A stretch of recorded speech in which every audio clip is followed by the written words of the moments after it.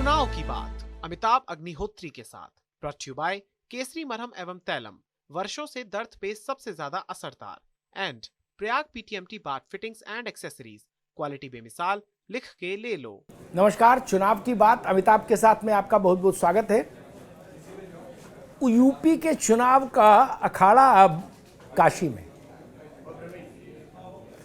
और यूं वैसे भी काशी अखाड़ों के लिए मशहूर रहा है। आज से नहीं, तुलसीदास के जमाने से, तुलसी बाबा के जमाने से। तो अब सियासत का अखाड़ा काशी में। 7वें चरण का चुनाव, 7 तारीख को वोट, और उसी के साथ उत्तर प्रदेश की चुनावी प्रक्रिया का समापन। आज कुछ रोचक और कुछ बड़ी घटनाएं चुनाव के दौरान उत्तर प्रदेश की राजनीतिक परिदृश्य में घटी।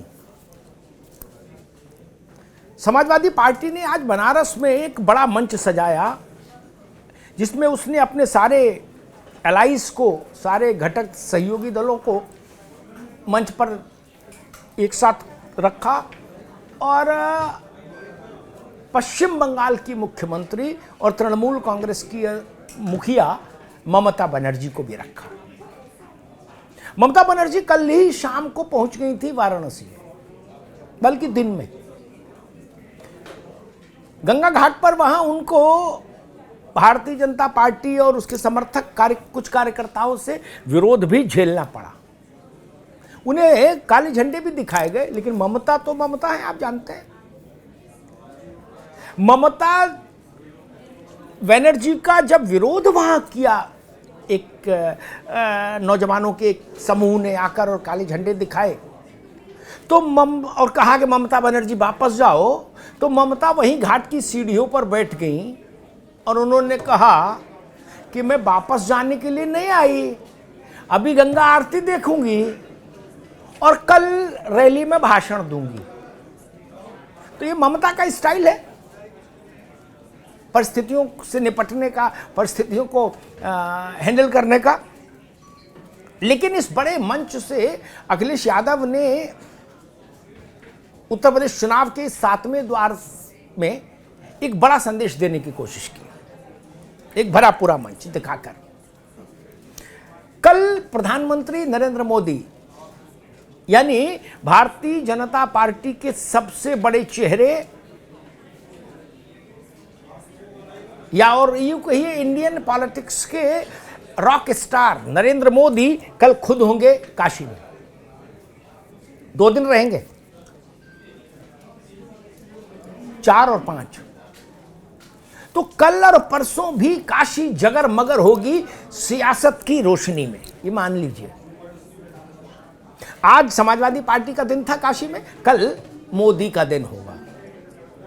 और इनोवेटिव ढंग से प्रचार और अचानक से कुछ भी बड़ा और नया कर देना, ये नरेंद्र मोदी की प्रचार शैली का एक हिस्सा है। कहा यह भी जा रहा है कि विंध्याचल धाम भी जा सकते हैं दर्शन करने, क्योंकि विंध्याचल कॉरिडोर बन रहा है वहां विंध्यवासिनी देवी के मंदिर में, वहां भी जा सकते हैं नरेंद्र मोदी। काशी विश्वनाथ वो अभी हो ही आए 3-4 रोज पहले जब बनारस गए थे। तो कैसे वो क्या शेड रखेंगे, क्या रंग भरेंगे प्रचार में, ये देखना बहुत दिलचस्प होगा। अच्छा, बनारस में रैली हो, भीड़ हो अच्छी खासी, और ओम प्रकाश राजभर मंच पर हो, तो आपको नहीं लगता कि जब तक कुछ तड़का न लगे तब तक काहे के ओम प्रकाश राजभर? तो राजभर जी आज आए मंच पर, उन्होंने भाषण दिया और 2 गाने गाए। उन्होंने कहा कि भाई कांग्रेस कहीं है नहीं उत्तर प्रदेश में, और बसपा में भगदड़ मची हुई है, उसका वोटर भाग रहा है, तो मुकाबला केवल सपा और भाजपा में, उसमें भी सपा भारी पड़ रही। तो उन्होंने एक गाना सुनाया, मेरे अंगने में तुम्हारा क्या काम है। और ये गाना तब और भी महत्वपूर्ण हो जाता है जब मंच पर जया बच्चन भी मौजूद हों, क्योंकि ये गाना, अगर मैं सही याद कर पा रहा हूं, तो उनके पति अमिताभ बच्चन के ऊपर फिल्माया गया था। और दूसरा गाना बड़ा सोच के चुन के लाए हैं राजभर। उन्होंने कहा कि भाई 10 तारीख को मतगणना वाले दिन दोपहर से ये गाना बजेगा सारे जगह पर, चल सन्यासी मंदिर में। ये भी बड़ा खतरनाक गाना है पुराने दौर का, जिसको ओम प्रकाश राजभर अब सुना रहे हैं मंच से। तो खैर ये राजभर है, ये उत्तर प्रदेश के चुनाव में इन्होंने रोचकता बनाई रखी पूरे हर दौर में। और जब भी कहीं मंच से बोले या कहीं इंटरव्यू दिया तो कुछ ना कुछ ऐसा ज़रूर कहा जिसमें रोचकता हो, जिसमें थोड़ा हास्य हो।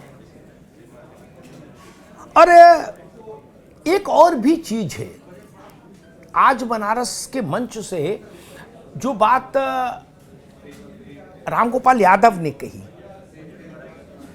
अखिलेश यादव उस बात को कई अपनी हर रैली में, हर जनसभा में कहते हैं, लेकिन रामगोपाल यादव ने उसमें एक थोड़ा सा एक नई चीज जो ये जोड़ी। उन्होंने कहा कि शिक्षा विभाग में भर्तियों का मसला, अनुदेशकों का मसला, शिक्षा मित्रों का मसला, बीएड और टीईटी का मसला, ये सब अगर हमारी सरकार आई तो कैबिनेट की पहली बैठक में क्लियर करेंगे। ये पहली बैठक वाला शब्द रामगोपाल यादव ने जरूर जोड़ा है। और ये जब वोट पड़ने का दौर हो तब इस तरह की घोषणाएं असर भी कई बार असर छोड़ जाती हैं। पहली बैठक ये बोलने से थोड़ा उस पर जोर ज़्यादा लगता है, थोड़ा उसमें एम्फेसिस आता है, दबाव बनता है। भारतीय जनता पार्टी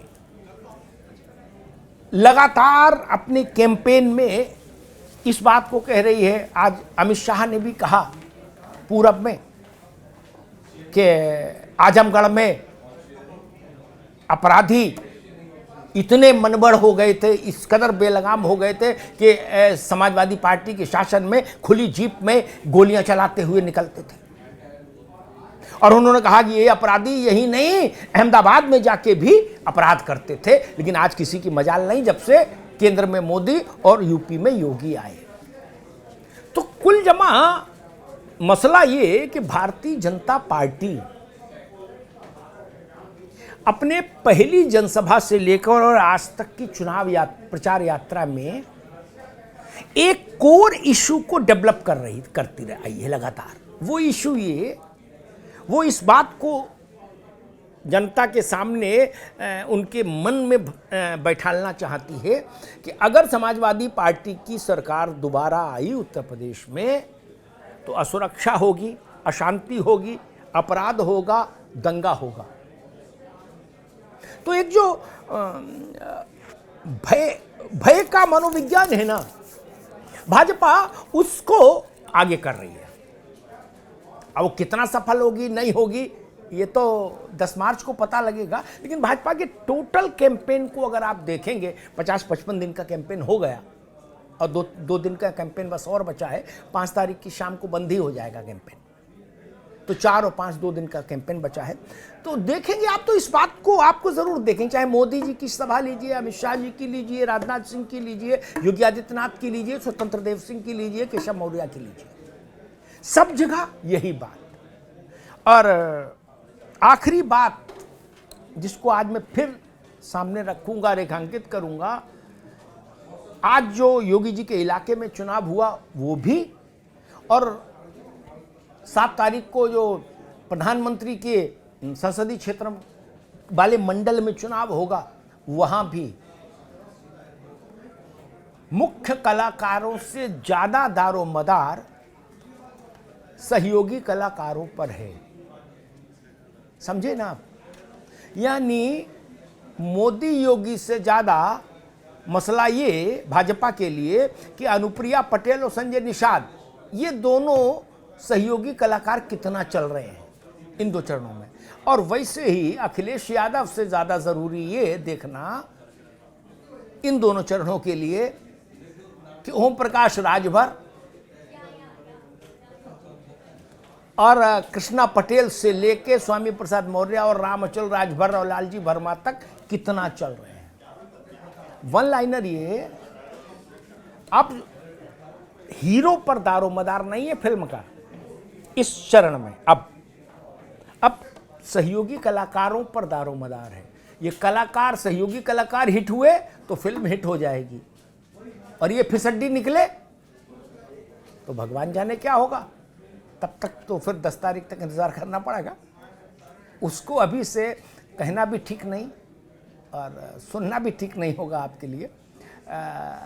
लेकिन इतना जान लीजिए कि सहयोगी कलाकारों पर बहुत दारोमदार है इस बार, इसलिए इनको हिट होना होगा। अपनी पार्टी को अगर जिताना चाहते हैं, मूल पार्टी को, अपने मुख्य कलाकार को अगर गद्दी पर बैठाना चाहते हैं, तो आज के लिए इतना ही। अगले अध्याय के साथ कल फिर हाजिर होऊंगा इसी समय, इसी मंच पर। धन्यवाद।